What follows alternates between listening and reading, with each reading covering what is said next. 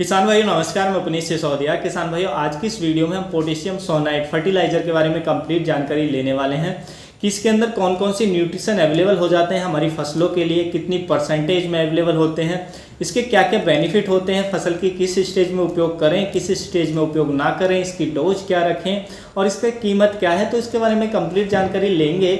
Video अच्छा लगे like कीजिएगा, अच्छा ना लगे तो आप इसे डिसलाइक भी कर सकते हैं। तो चलिए जानते हैं। देखिए, सबसे पहले यदि हम इसकी न्यूट्रिशन वैल्यू की बात करें तो पोटेशियम सोनाइट के अंदर हमें पोटेशियम देखने को मिल जाता है, जो होता है इसके अंदर 23% यानी कि 23% देखने को मिलता है। दूसरा इसके अंदर होता है मैग्नीशियम, जो ऑक्साइड फॉर्म में होता है, तो मैग्नीशियम हमें देखने को मिल जाता है इसके अंदर 10% यानी कि 10% देखने को मिलता है। तीसरा इसके अंदर हमें देखने को मिल जाता है सल्फर, जो हमें देखने को मिलता है 15% इसके अंदर। तो ये पोषक तत्व, 3 पोषक तत्व इसके अंदर हमारी फसलों के लिए देखने को मिल जाते हैं। तो देखिए, ये जो पोटेशियम सोनाइट जो फर्टिलाइजर है, कुछ इस तरीके से तैयार किया गया है कि ये जो हमारी सॉइल का पीएच है ना उसको इंक्रीज करता है ना ही डिक्रीज करता है। यानी कि यदि हम इसका उपयोग करते हैं तो ये ना तो हमारी सॉइल के पीएच को बढ़ाएगा ना घटाएगा, यानी कि तटस्थ रखने का काम करता है जो हमारी सॉइल का पीएच है उसको।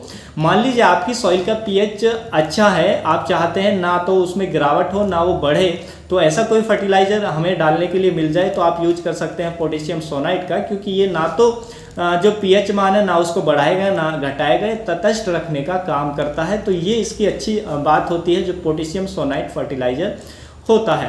देखिए, यदि हम इसके बेनिफिट्स की बात करें कि इसके क्या क्या बेनिफिट होते हैं, तो पहला बेनिफिट तो यही हो गया कि ये पीएच को ना बढ़ाता है ना घटाता है, पीएच को तटस्थ रखने का काम करता है। दूसरा इसका बेनिफिट ये भी हमें देखने को मिलता है कि मान लीजिए आपने अपने खेतों के अंदर जो नाइट्रोजन फर्टिलाइजर है वो ज़्यादा डाल दिया है, तो जब नाइट्रोजन फर्टिलाइजर हम ज़्यादा डाल देते हैं या जैसे कि यूरिया आपने ज़्यादा डाल दिया है, तो उससे कीट व रोग ज़्यादा देखने को मिलते हैं, या हमारी जो फसल की जो ग्रोथ है वो तेज़ी से बढ़ने लगती है। जब ग्रोथ तेज़ी से बढ़ने लगती है तो उसमें फल और फूल कम आते हैं। मान लीजिए किसी भी फसल की हाइट ही हाइट बढ़ती चली जाए तो आप देखेंगे तो कि उसमें फूल नहीं आएंगे, फल नहीं आएंगे, क्योंकि उसकी जो एनर्जी है सारी उसकी ग्रोथ में जा रही है।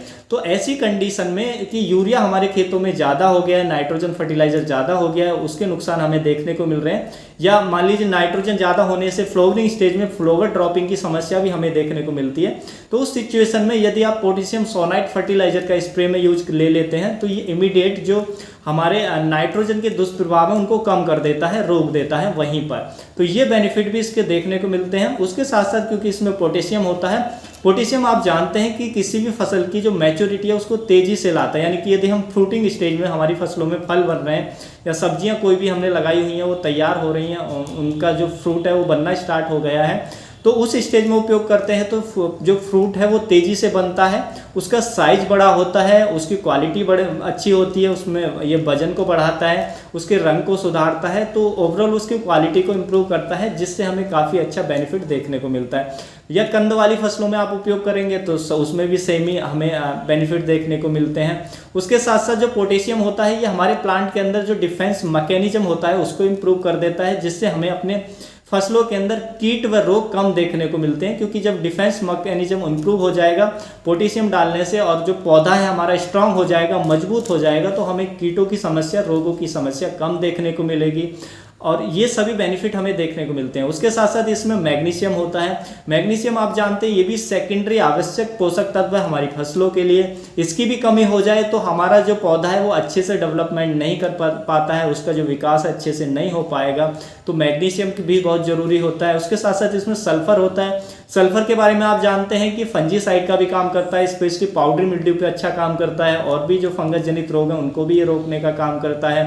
ये माइटीसाइड का भी काम करता है, जो इसके अंदर सल्फर होता है। और सल्फर डालने से जो पौधे, आप देखेंगे कि पौधों की जो हरी पत्तियां हैं वो हरी भरी रहती हैं, उसमें क्लोरोफिल बढ़ जाता है, पत्तियां चमकदार रहती हैं, जिससे पौधे की जो ग्रोथ है अच्छी होती है, पौधा हमें हेल्दी देखने को मिलता है, उसका प्रोडक्शन हमें अच्छा देखने को मिलता है। तो ये सभी बेनिफिट हमें देखने को मिलते हैं। तो देखिए, पोटेशियम सोनाइट फर्टिलाइजर का जो हमें उपयोग करना चाहिए फसल की उस अवस्था में करना चाहिए जब उसमें फ्रूटिंग स्टार्ट हो जाती है, यानी कि फल बनना, जो हमारा फल है वो मटर के दाने का हो जाता है, या हमारी सब्जियां हैं वो बनना ही स्टार्ट हुई हैं। कोई भी आपने टमाटर, मिर्च, बैंगन, भिंडी कोई भी फसल लगाई हुई है, उस स्टेज में यदि आप इसका उपयोग करते हैं फ्रूटिंग स्टेज में, तो आप देखेंगे कि फलों का जो साइज है वो बड़ा होगा, फल अच्छा होगा, चमकदार होगा, उसकी क्वालिटी इंप्रूव होगी, जिसका मार्केट प्राइस आपको अच्छा मिलेगा और जो मैच्योरिटी है वो भी आपको फास्ट देखने को मिलेगी।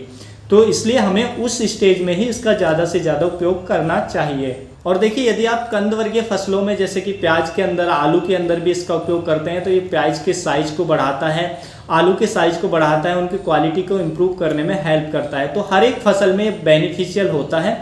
फ्रूटिंग स्टेज में मान लीजिए आपकी प्याज के अंदर कंद बनना स्टार्ट हो जाता है तो उस टाइम पे करेंगे, या आपके आलू के अंदर जो ट्यूबर्स हैं वो बनना स्टार्ट हो जाते हैं, आलू बनना स्टार्ट हो जाता है उस टाइम पे करेंगे। तो फ्रूटिंग स्टेज में यानी कि फल बनना जब भी स्टार्ट हो जाता है उस स्टेज में हम किसी भी फसल में इसका उपयोग करेंगे तो हमारा जो रिजल्ट है, जो उत्पादन है वो क्वालिटी वाला मिलेगा, वो अच्छा मिलेगा, उसका साइज इंक्रीज होगा। तो ये बेनिफिट हमें होता है। उपयोग कैसे करना है, देखिए यदि आपने ड्रिप सिस्टम का यूज किया है तो आप ड्रिप के माध्यम से चलाएंगे। ड्रिप सिस्टम आपने नहीं लगाया तो आप स्प्रे के माध्यम से यूज करेंगे।